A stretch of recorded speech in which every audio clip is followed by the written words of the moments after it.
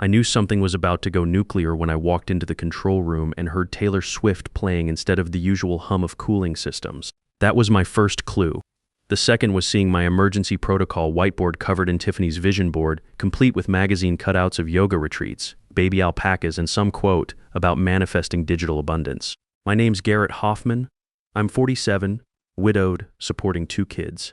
Rachel's a sophomore at Virginia Tech studying engineering. Josh is a senior in high school planning for the Naval Academy. And I tap my wife's watch exactly 3 times every morning before checking reactor status, a ritual that's kept me sane for the 3 years since Sarah passed from cancer. I don't do office politics. I don't do motivational speeches.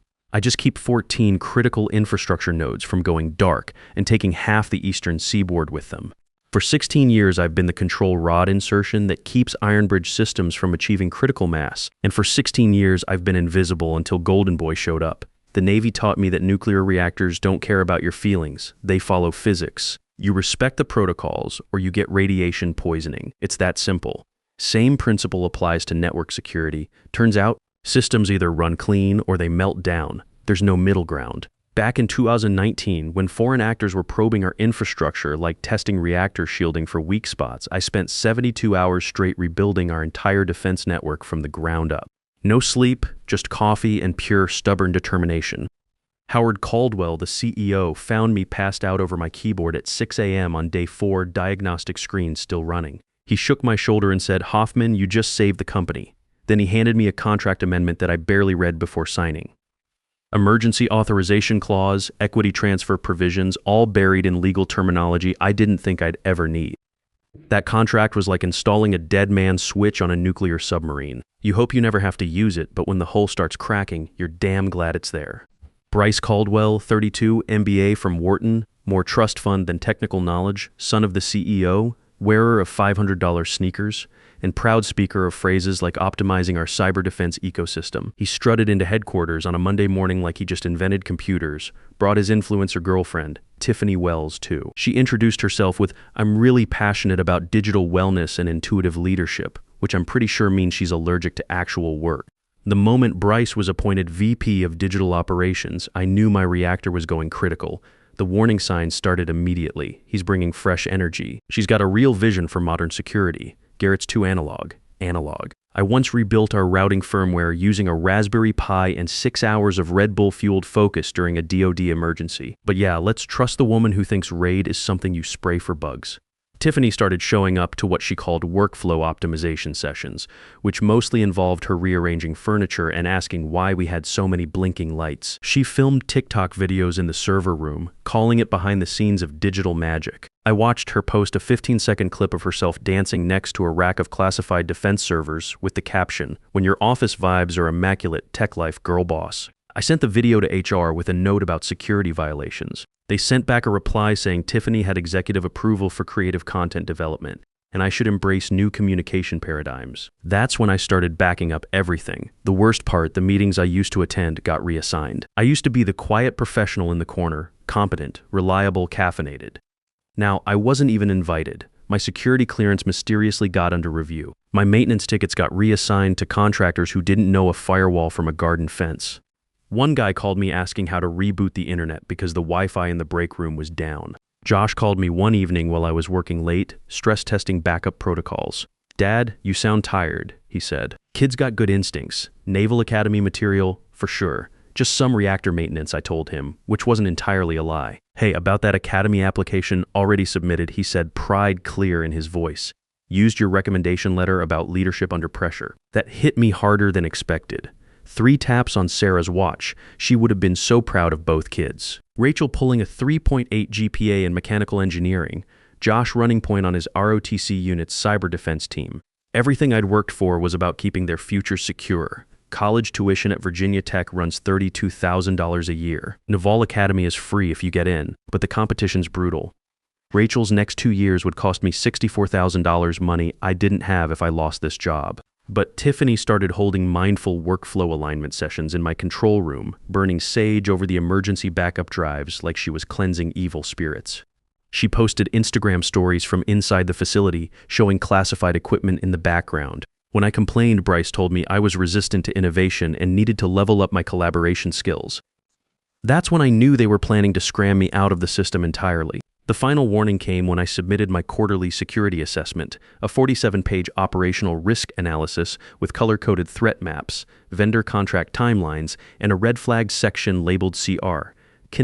Do not grant unauthorized access to classified systems. I'd spent 3 weeks on that report, documenting every vulnerability, every expired license, every potential point of failure. Bryce replied with a thumbs-up emoji and a Slack message. Thanks, bro.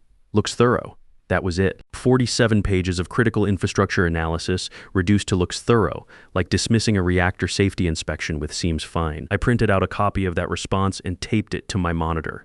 Physical evidence of the exact moment competence became irrelevant. By the way, if you've made it this far, maybe consider hitting that subscribe button, not just for me, but for every Navy veteran eating lunch alone in the control room while keeping America's power grid running. It keeps the coffee flowing and these stories coming. I knew the scram order was coming, so I prepared. First, I documented everything. Full network maps, security protocols, emergency procedures. I encrypted backups, flagged expiring contracts, printed hard copies of every vendor agreement, and uploaded my resignation letter to 3 separate secure drives. Not because I wanted to use it, but because I knew someone would force containment breach protocols. Then I did something Bryce would never understand. I created a fail-safe, not sabotage that would violate everything I swore to protect, just a protocol. A system that recognized me as the reactor operator. A system that, if misused, would slowly initiate emergency lockdown procedures, degrade functionality, and trigger alert chains to vendors, legal, and eventually the DoD Inspector General. Not out of malice, out of survival instinct. Because Ironbridge didn't just employ me, it ran on my reactor design. And the moment they forgot that, well, you don't pull the control rods and expect the core to stay stable. The failsafe was buried deep in the emergency framework I'd written during that 72-hour lockdown when foreign actors were probing our infrastructure. It was designed as a dead man's switch. If the system detected unauthorized changes without proper authentication protocols, it would begin systematic containment procedures, not to destroy anything, but to protect classified data from incompetent handling. I'd included a specific clause in my original contract during the 2019 cyber attack on the power grid. Howard Caldwell, the founder, had given me emergency authorization to rebuild everything from scratch. In that chaos, he'd signed off on a security provision buried in legal terminology. 0.73% equity transfer per infrastructure node successfully secured and maintained over 36-month continuous cycle, activated upon wrongful termination without cause. Witnessed by general counsel filed with corporate records. 14 nodes times 2.73% equals 38.22% controlling interest. I'd earned it, protected it, maintained it for years. All legal, all documented, all waiting like a backup generator in an underground bunker. The Navy taught me something else: always have an escape route planned, but never abandon ship unless absolutely necessary. Sarah used to laugh at how I'd check emergency exits in restaurants, count fire extinguishers in hotels, always position myself where I could see the room. Navy paranoia, she called it, but that paranoia kept reactor crews alive for decades. By Friday, the whiteboard had a new addition: Tiffany's server room makeover, healing crystals, and mood lighting. I stared at that note so long I nearly developed radiation poisoning. She wanted to replace emergency lighting with something more aesthetically pleasing and add plants to improve the energy flow. Plants. In a climate-controlled server room designed for optimal equipment cooling, I saved my final security report, made a backup, and wrote one sentence at the bottom. If I'm not here Monday, initiate Protocol Omega. Protocol Omega was my nuclear option, not destructive but absolute. Complete system lockdown with transfer of all administrative control to original architect credentials. I designed it during the 2019 crisis when we thought the attack might succeed. If the facility was compromised, Protocol Omega would seal everything behind military-grade encryption until proper authority could be restored. I didn't think I'd need it. I was wrong. Monday morning started normal. Coffee in Sarah's old mug. World's best dad in faded letters. 3 taps on her watch. Check the overnight logs. System status nominal. Cooling circulation optimal. No anomalies detected. Everything running clean. Rachel texted me at 10:30. Dad, got my midterm grades, Dean's List again. That girl was going to make a hell of an engineer. Probably end up designing the next generation of nuclear power plants or maybe spacecraft propulsion systems. Sarah always said Rachel got my analytical mind but with better people skills. Josh sent a photo from his ROTC training exercise, him in full gear. Serious expression, rifle at ready. Kid looked like a natural leader. The Naval Academy would be lucky to get him. His application was strong, but competition was brutal. 150 applicants for every slot. If he didn't make it, Plan B was Virginia Military Institute. Good school, but the Navy was his dream. Everything my kids achieved, everything they'd become, depended on keeping this job. My salary covered the house payment, Rachel's tuition, Josh's college fund, and the medical bills we were still paying from Sarah's treatment. Cancer doesn't just take your wife, it takes your financial stability for years afterward. Insurance covered most costs, but most still leaves you with $60,000 in debt. At 11:15, I was deep in a maintenance ticket about cooling system irregularities, tracking potential thermal runaway, like monitoring reactor temperature, when I got the ping. "Hey Garrett, can you swing by my office for a quick sync?" That smiley face was the corporate equivalent of incoming missile strike. I stared at the message. Bryce had never called it a sync before. That was new corporate speak, probably learned from some leadership podcast. I considered triggering a security emergency, fake system alert that would require my immediate attention, but decided against it. Time to face the music. 3 taps on Sarah's watch. Deep breath. I saved my work, locked my workstation, and headed toward the glass office Bryce called his innovation hub. The rest of us called it the containment vessel. Walking down that hallway felt like approaching a reactor that had already achieved criticality. Every step brought me closer to the point of no return.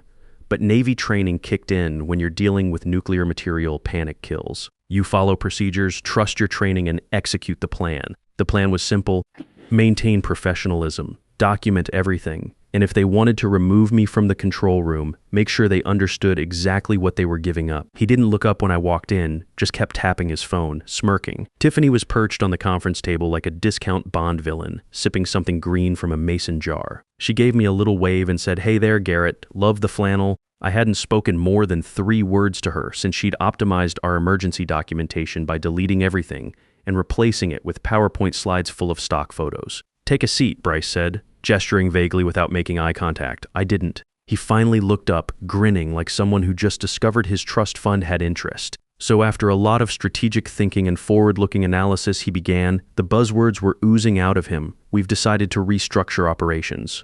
Tiffany's got a real vision for this stuff, and we think her approach aligns more with where Ironbridge is heading. Your methods are, well, legacy." Legacy. Like my experience came with rust and outdated firmware.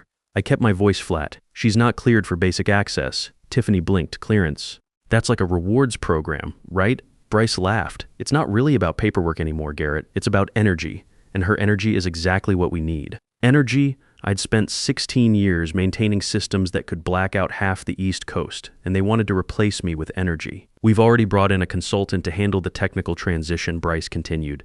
"Someone who understands modern security paradigms. Fresh perspective, fresh perspective. Translation: someone cheaper who wouldn't ask inconvenient questions about protocol violations." For a second, I didn't say anything. The temperature in the room felt like it dropped 10 degrees, like coolant circulation failure. I'd predicted this, prepared for it, but hearing him say it so casually, like I was obsolete equipment he was decommissioning, made me tap Sarah's watch once, hard. "Anyway, today's your last day, effective immediately. No hard feelings, right? No hard feelings." I looked at Tiffany. She was scrolling through her phone, probably planning her next digital wellness in the workplace TikTok. I turned back to Bryce. "You have no idea what you've just initiated," I said quietly. He smiled wider, clearly thinking I was bluffing. "Come on, Garrett, don't make this awkward." I reached into my back pocket, pulled out my badge, and laid it on his desk like placing a control rod. Gentle, no drama, no raised voice. 45 minutes, I said. He frowned. "What? You have 45 minutes before everything goes dark? Tell your father I said good luck," Tiffany snorted. "Wait, is that like metaphorical? I didn't answer?" I just turned and walked out. The office felt different. Not heavy or lighter, like pressure relief valve activation. HR tried to intercept me on the way out. Some kid offered me a packet labeled transition resources. I took it without breaking stride and dropped it in the trash by the elevator. Funny how they always had exit paperwork ready, but never seemed to plan for the technical knowledge walking out the door. Back at my workstation, I unplugged my personal tablet, slipped it into my bag. I didn't delete anything because nothing needed deleting. Every warning I'd given them was documented. Every alert I'd configured was armed. Every fuse was lit. The irony wasn't lost on me. They were firing the guy who designed their security system because he was too focused on security, like relieving a nuclear reactor operator because he cared too much about avoiding meltdowns. I pulled up my terminal one last time, typed 4 characters, my initiation code for Protocol Omega. The system asked for confirmation. wailing. This action will initiate emergency lockdown procedures. Continue. YN I typed Y. Profocal Mega. Activated. Countdown. 44T59 somewhere deep in the network infrastructure, the system had just logged its first unauthorized change under Tiffany's new credentials. She'd been granted administrative access that morning, part of Bryce's modernization initiative. The countdown had begun. By the time I hit the lobby, I was already getting texts. One from Lisa in payroll, "Can't access anything. Did you change permissions?" One from our Baltimore data center, vendor contract showing as voided. What's happening? Then a Slack from Bryce himself. Weird error on admin dashboard. You still around? I turned off notifications. In the parking lot, I climbed into my F-150, exhaled, and finally let the radiation levels spike. Not from fear, from controlled nuclear reaction. They thought they were replacing me with crystals and good vibes. They forgot I built the reactor they were standing on, and I just removed the control rods. Eddie, the security guard, barely glanced up as I walked out. We'd shared enough late-night vending machine battles and microwave territory wars that words weren't necessary. He just nodded, one veteran to another. "Stay safe, brother," he said quietly. "Always do," I replied. Eddie understood. 20 years Army Corps of Engineers before taking the security job. We'd never talked about service much, but you recognized the signs, the way someone checks exits, the posture, the quiet competence. He knew what was coming before anyone else did. No alarms, no badge confiscation ceremony, no awkward goodbye potluck, just me walking out calm and quiet, like I hadn't just activated the first domino in a chain reaction that would achieve critical mass in exactly 43 minutes. I didn't drive away immediately. Just stood there breathing Virginia air, the kind of deep breath that lives between relief and anticipation. I was technically unemployed, but functionally free, and the reactor was just reaching operating temperature. The first cascade failure showed up exactly 47 minutes later. Portland Data Center reported authentication errors. Tiffany, in her wisdom, had silenced those alerts earlier because they were disrupting her creative flow. According to a screenshot that mysteriously appeared in my Signal inbox, do we need these red flashing things? They're really harsh. By sunset, 6 dashboards were showing scrambled data. One ticketing system froze on a request for printer paper. Engineers started communicating via email like it was 2003. Howard Caldwell touched down at Reagan National just after 3 a.m., dragging 38 hours of jet lag. A briefcase full of classified contracts, and enough espresso to power a small generator. He bypassed the usual executive escort, told his driver to kill the music, and stormed through headquarters like a man walking into his own meltdown. Upstairs, he bypassed the welcome committee Bryce had arranged and locked himself in his corner office with his personal laptop, the one he used to access the shadow dashboard showing real-time diagnostics of Ironbridge's entire digital backbone. The laptop connected and froze. 14 red dots blinked at him from 14 sectors, each one marking critical infrastructure. Normally green, they pulsed like emergency beacons. He clicked New York, failover backup expired, access rights invalid. Click Denver, core control system inaccessible, contact system architect.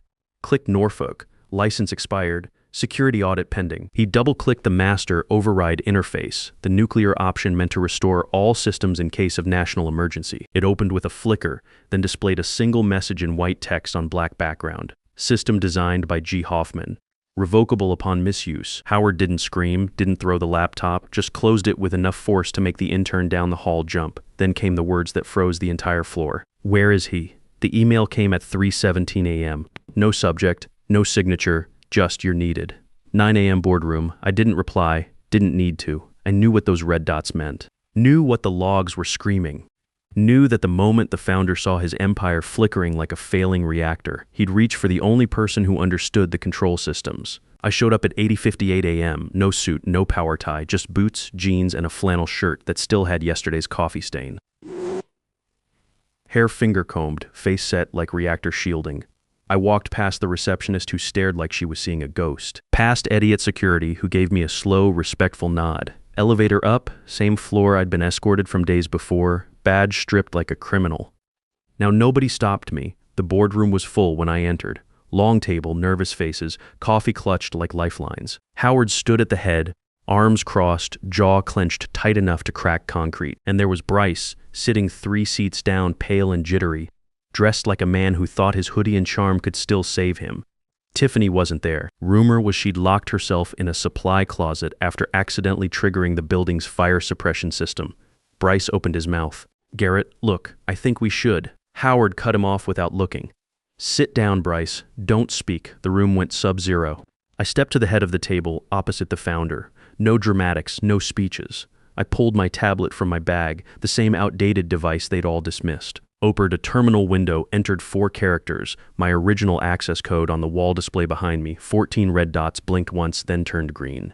One by one, like emergency lighting coming back online after total system failure. Silence, except for Howard exhaling like pressure relief. He sank into the nearest chair, shoulders suddenly carrying decades. "You never sabotaged it," he said, almost to himself. "No, sir," I replied. "I just removed myself from the control loop." He nodded slowly. "And you waited." I shrugged. Emergency protocols run their course. Then came the moment Howard turned toward his son. Not angry, not loud, just done. "You're not VP anymore, but Dad, you're done." He said it like initiating emergency shutdown. Final command, no override possible.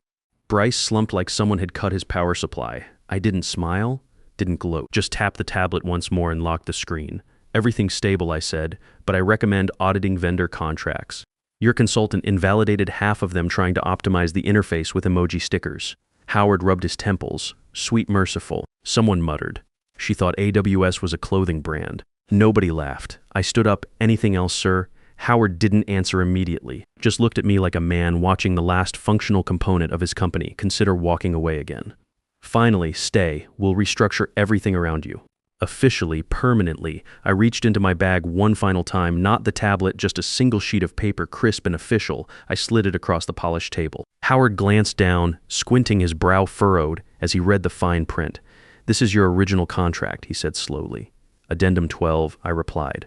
"From the 2019 incident, emergency authorization clause. 0.73% equity transfer per infrastructure node successfully secured and maintained over 36-month continuous cycle, activated upon wrongful termination without cause." His eyes widened as he did the math. 14 nodes times 2.73%, 38.22% controlling interest. I finished. All documented, all legal, all mine.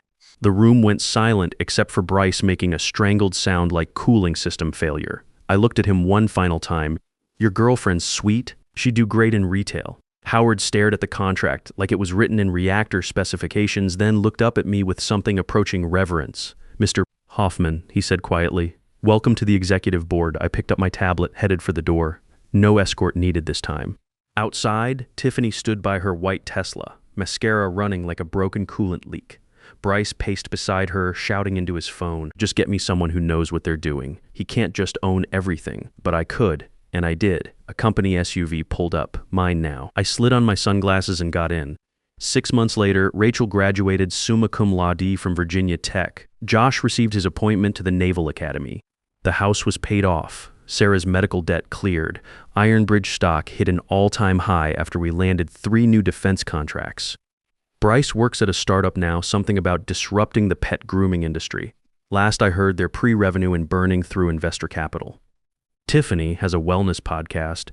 Neither of them lasted long in the defense sector after their security clearances got permanently revoked. As for me, I show up every morning, check the reactor status, and make sure America's critical infrastructure stays online. Same job, different title. Chief Technology Officer has a nice ring to it. Listen, if you've made it this far, maybe you recognize something in this story. Maybe you've spent decades perfecting your craft while watching less qualified people get promoted above you. Maybe you've been told your experience is legacy or your methods are outdated. Maybe you're 47 or 52 or 58 and wondering if anyone values what you've built anymore. Here's what I learned: competence doesn't expire. The systems you understand, the problems you've solved, the crises you've managed, that knowledge doesn't become obsolete just because someone younger has a different vocabulary for it. Document everything, know your worth, and never let them forget who keeps the lights on. Subscribe if this resonates. Critical mass achieved. Don't pity me. My heart doesn't need your mercy. I can still stand on my own. I was broken by your leaving, fell deeper than I thought I would. But pain has taught me how to heal now and survive what once I couldn't. You don't have to look back sadly, don't reach out with guilty hands. What you shattered made me stronger. Now I rise where I once collapsed. My heart doesn't need your pity, not another empty sign. I've got enough strength left within me to rebuild this life of mine. My feet are steady through the sorrow. I can stand through all the pain. You don't have to save me, darling. I'll learn to breathe again. I once begged for your affection. Now I've learned my worth in scars. And the man you left in pieces found his own way through the dark. My heart doesn't need your pity, not another empty sign. I've got enough strength left within me to rebuild this life of mine. My feet are steady through the sorrow. I can stand through all the pain. You don't have to save me, darling. I'll learn to breathe again.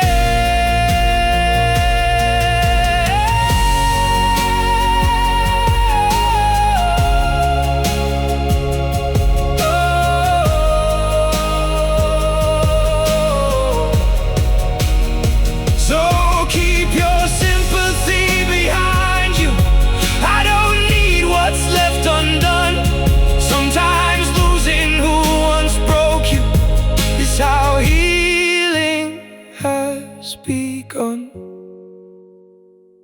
My heart doesn't need your pity, not another empty sign. I've got enough strength left within me to rebuild this life of mine. My feet are steady through the sorrow. I can stand through all the pain. You don't have to save me, darling. I'll rise alone again.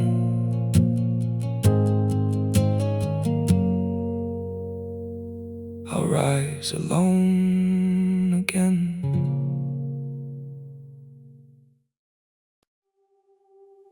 I'm freezing. I'm bleeding, slowly fading away. But don't worry, I'm fine.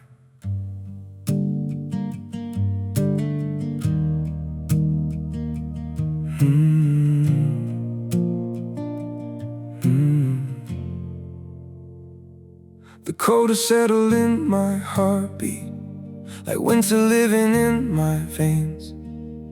Every breath feels numb and fragile. Every smile just hides the pain.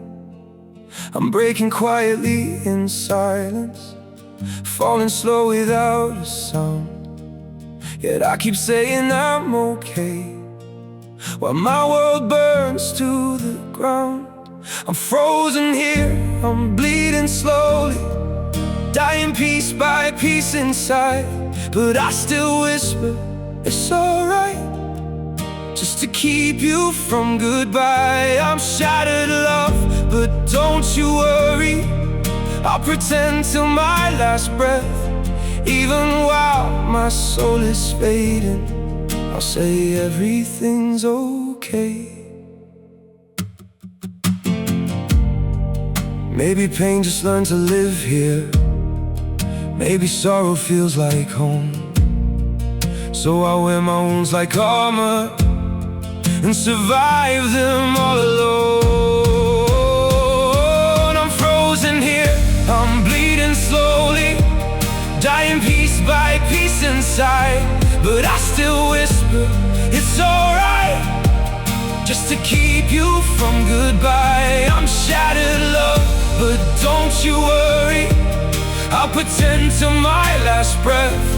Even while my soul is fading, I'll say everything's okay.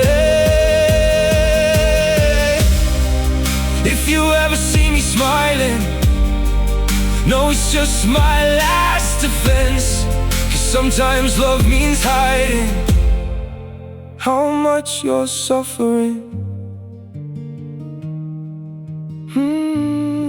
No, I'm frozen here, I'm bleeding slowly, dying piece by piece inside. But I still whisper, it's alright, just to keep you from goodbye. I'm shattered, love, but don't you worry, I'll pretend till my last breath. Even while my soul is fading, I'll say everything's okay. It's okay.